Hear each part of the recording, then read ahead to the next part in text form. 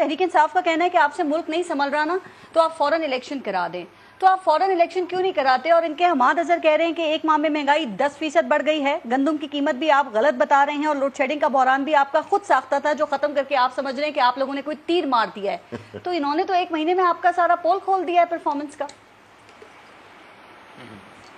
دیکھیے ایک مہینے کے بیچ میں 3.5 سال کا گند تو صاف نہیں ہو سکتا نا. جو گندگی 70 سال کا میں سمجھتا ہوں معاشی بحران, مس مینجمنٹ اور جو بیڈ گورننس, پور گورننس جو یہ پورے پاکستان کو جس میں مبتلا کر کے گئے جس مرض میں, اس کا علاج ایک مہینے میں تو ممکن نہیں ہے. اور میں آج بھی یہ کہتا ہوں اور میں اسمبلی کے فلور پہ بھی یہ کہوں گا اور ہر جگہ پہ کہوں گا کہ پاکستانی عوام کو بخوبی یہ اندازہ ہے کہ جس طریقے سے فرا کے لگائے ہوئے افسران پنجاب میں جو پیسے دے کے ڈی سی لگے, جو پیسے دے کے کمشنر لگے, جو پیسے دے کے ڈی پی او لگے, جو بری گورننس انہوں نے پورے پنجاب میں لگا دی جہاں پہ 11 کروڑ عوام پاکستان کی رہتی ہے, اور یہی صورتحال عدم توجہ کی باقی صوبوں میں تھی, وہ جو تھی اس کا اثر سامنے ہے پاکستان کی عوام کے.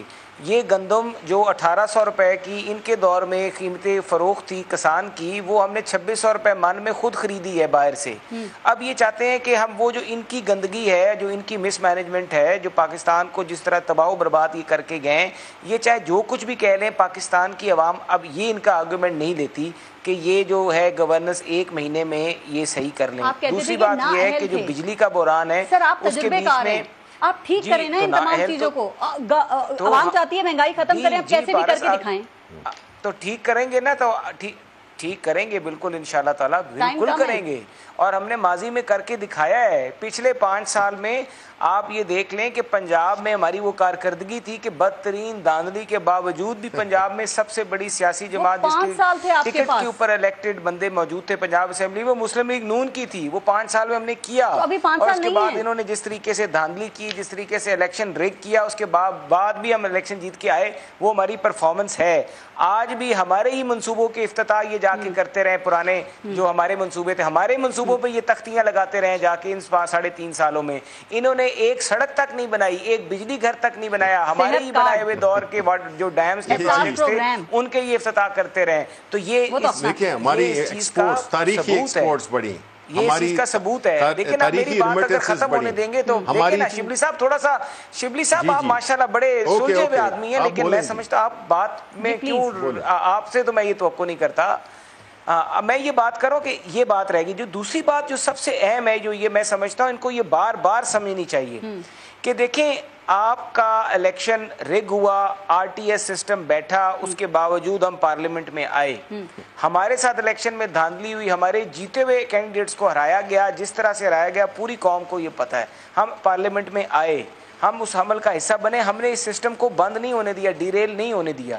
لیکن اس کے بعد انہوں نے جس طریقے سے انتقام کی سیاست کی, یہ انتقام کی سیاست کا نتیجہ بھگت رہے ہیں. پیچھے رہ گئی بات کہ اگر یہ چاہتے ہیں کہ آگے کیا کرنا ہے, آگے تو ان کو سب سے بہترین یہی کر سکتے ہیں بقول آپ کے ہم ان کو بڑی تنقید کر رہے تھے, لیکن اگر وہی کام آپ بھی کریں گے سر تو کیا وہ درست نہیں ہو جائے گا نا؟ اگر انہوں نے غلط کام کیا, انتقامی کارروائیاں, سیاست یہی ہے کہ آپ کیسز کھولیں, گرفتار کریں ان کو, آپ ان کی کردار کشی کریں, وہی ہو رہا ہے.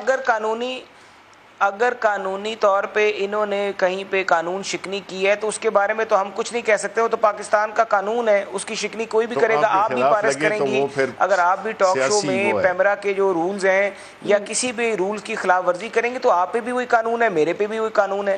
آپ قانون مت توڑیں, قانون کو ہاتھ میں مت لیں, آپ اپنا جمہوری کام حق استعمال کریں, اسے تو آپ کو کوئی بھی نہیں روک رہا.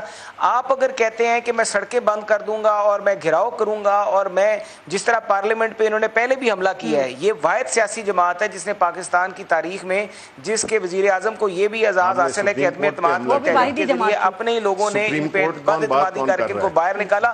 دوسرا ان کو اعزاز یہ حاصل ہے کہ انہوں نے پارلیمنٹ پہ حملہ کیا, انہوں نے پی ٹی وی پہ حملہ کیا, ان کے حملوں میں لوگ مرے, ان کی ڈیتھ ہوئی, تھانوں میں سے قبضے کیے, تھانوں میں سے لوگ گھسائے.